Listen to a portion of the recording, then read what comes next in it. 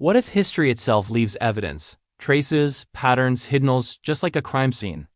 What if World War II, the greatest conflict in human history, was not a sequence of chaotic events, but a chain of connected triggers, each one leaving behind a mark that still shapes our world today? And what if the real story of this war only becomes visible when we examine those traces the way a forensic investigator studies a case file? This is not the familiar story of battles and leaders.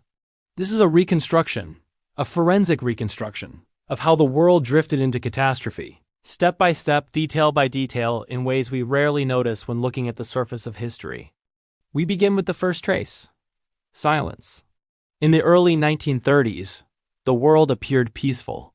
Nations were tired, wounded, desperate for stability, but silence is deceptive. Beneath it, economic fractures widened, political systems decayed. Entire societies began to lose confidence in the very idea of cooperation. These fractures form the earliest fingerprints of the coming conflict, small, subtle, almost invisible until viewed in retrospect. The second trace appears in the rhetoric of emerging leaders. Germany speaks of restoration. Japan speaks of survival. Italy speaks of revival. Their words at first sound like national pride, but forensic listening reveals something deeper. Each speech carries the same coded message: the future will be taken, not negotiated. And yet the world ignores those signals. The international community reads hope where there is warning. It sees compromise where there is ambition. This misinterpretation becomes the third trace, an overlooked clue that changes everything. Then comes the moment when the evidence becomes impossible to ignore. Germany remilitarizes the Rhineland. Japan expands in China. Italy moves into Africa. Each action follows a similar pattern. Aggression tested, hesitation observed, boundaries shifted. It is the pattern of a system probing for weakness. A skilled investigator would see the trajectory clearly. But in real time, global leaders choose restraint, believing peace can be preserved by avoiding confrontation. That belief becomes a critical entry in our case file, a misjudgment that accelerates the path to war. When Germany invades Poland in 1939, the case enters its active phase. The Blitzkrieg is not merely a tactic, it is a signature. Speed, concentration of force, disruption of communication. Every component is deliberate and calculated. This is not the chaos of battle. It is engineered shock. And shock is a strategic tool designed to overwhelm political will before military resistance can form. Few nations are prepared for this kind of logic. France collapses. Scandinavia falls. The European order fractures in months. The rapid disintegration of Europe is not a mystery. It is the predictable outcome of a system designed to exploit structural weakness. But then a new anomaly enters the case. Britain refuses to break. The Battle of Britain reveals a critical counterpattern. Technology, discipline, and morale combine to disrupt the invaders' advantage. For the first time, the Blitzkrieg signature fails.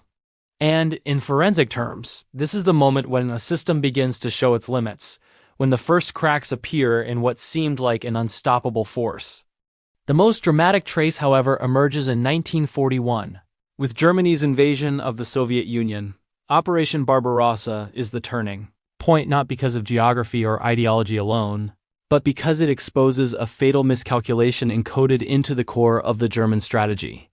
Blitzkrieg relies on momentum, but the vast distances, extreme climates, and logistical strain of the Eastern Front slow that momentum until it collapses. A machine built for speed breaks under its own weight. The failure is not sudden. It is forensic, predictable once the evidence is analyzed. Meanwhile, in the Pacific, Japan moves closer to confrontation with the United States.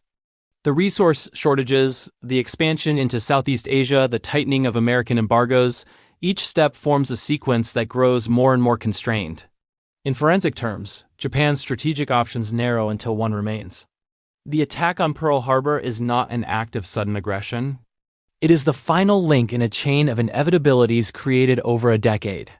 It is the moment when the Pacific case merges with the European one, turning two regional conflicts into a single global event. With America's entry into the war, the evidence shifts dramatically. Industrial output surges. Supply lines extend across oceans.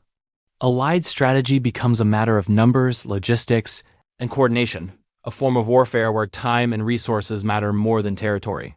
From North Africa to Italy, from the Atlantic to the Pacific Islands, a pattern emerges. The Axis powers are slowly overwhelmed not by individual battles, but by cumulative pressure. The forensic signature of the Allied advance is consistency, steady, methodical, relentless. By 1944, the final traces of collapse appear. Germany faces war on multiple fronts. Japan's perimeter shrinks. The resource flow that once sustained their offensives dries up. The internal structures of both regimes fracture. Leadership decisions grow impulsive, desperate, detached from reality. Forensic evidence often reveals the moment a system becomes unsustainable, and in this war, that moment arrives unmistakably.